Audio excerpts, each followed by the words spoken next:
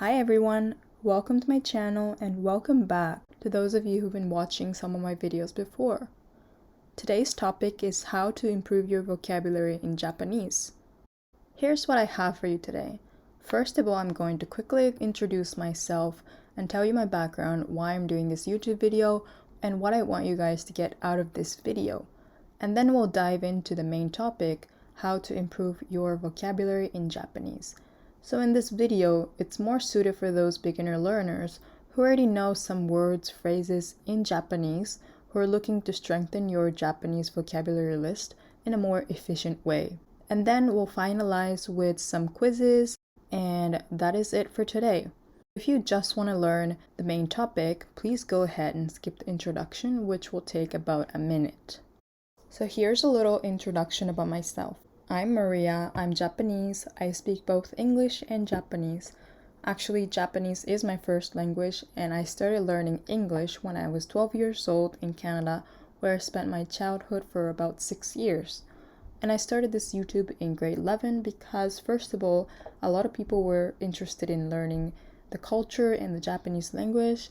Maybe it's because I was one of the only Japanese students there. And I also have been through learning a language from scratch, so I can share this journey with you guys. You know, it's not easy learning a language when you don't know anything about it, so I've been there, so I can help you learn the language. Third, and most importantly, I am a native Japanese speaker, so I have my own perspective to share.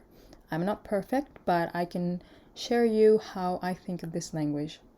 I've decided to continue YouTube videos because I've been back in Japan for several years, so I've expanded my perspectives both linguistically and culturally.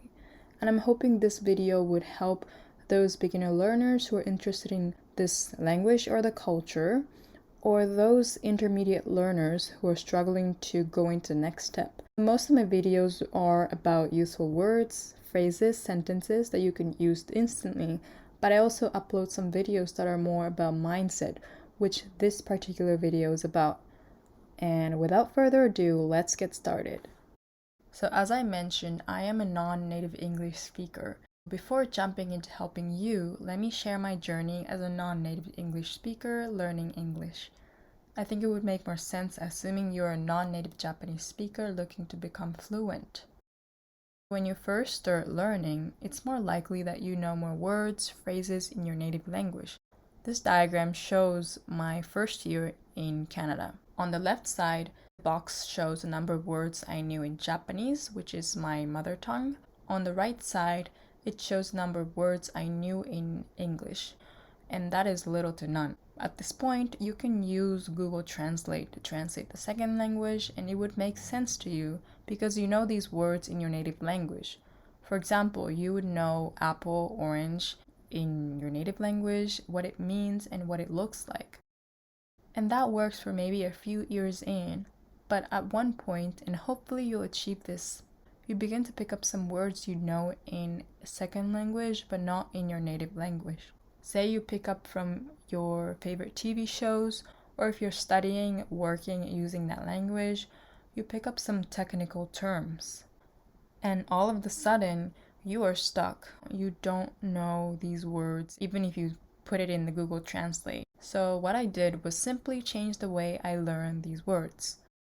First, prepare a glossary list, whatever you like, wherever you like. Personally, I would put words and phrases that you don't know in the left side. Then you would put description. This is the key because you don't have to put exactly the dictionary definition you get from the internet. It can be other words describing the word, or even a drawing, but do try to avoid translating to your own language. Then, on the right side, I would put synonyms. Write down words that you can use alternatively. For example, instead of saying but, you can put however on the other hand. Second, use the internet as a dictionary, not as a translator. What I mean is try your best to learn the words in your second language than your native language. Say you were learning the word static, and you would type in the word and type meaning instead of translate. This will give you the definition along with synonym. Okay, maybe I won't understand the sentences, but those synonyms, unchanged, make sense to me. Then you'll put down these words on your list.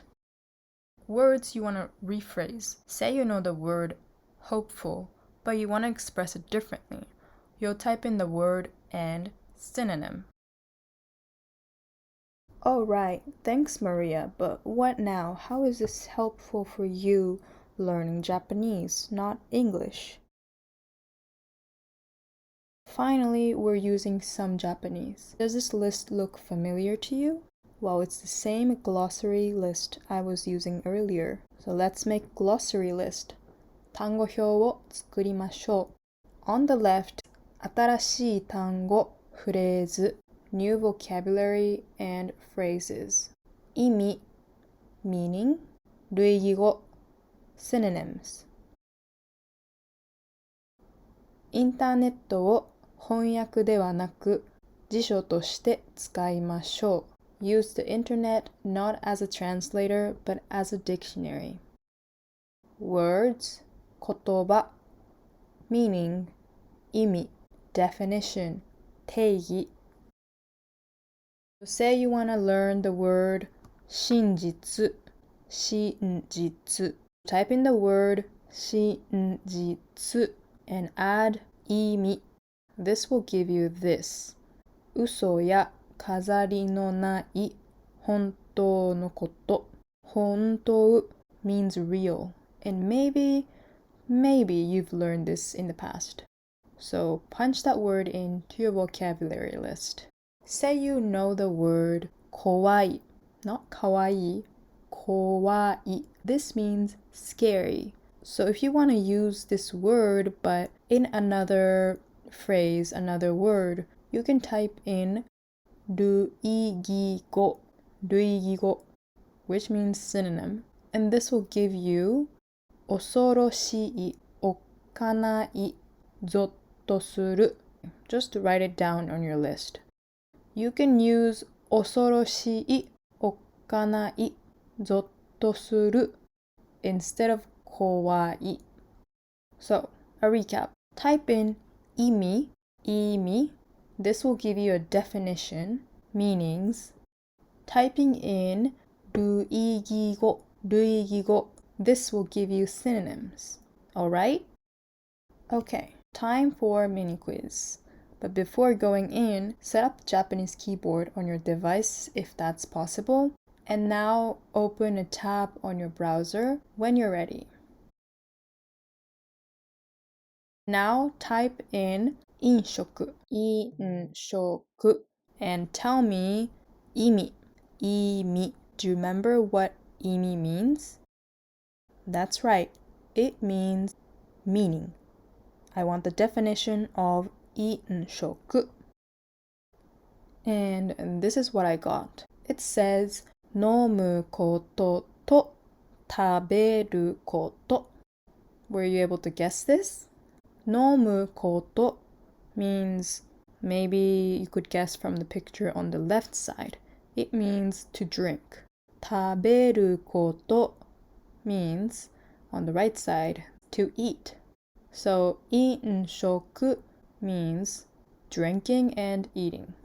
Now, tell me how to rephrase the word 歩く 歩く in other words. Can you tell me 類義語?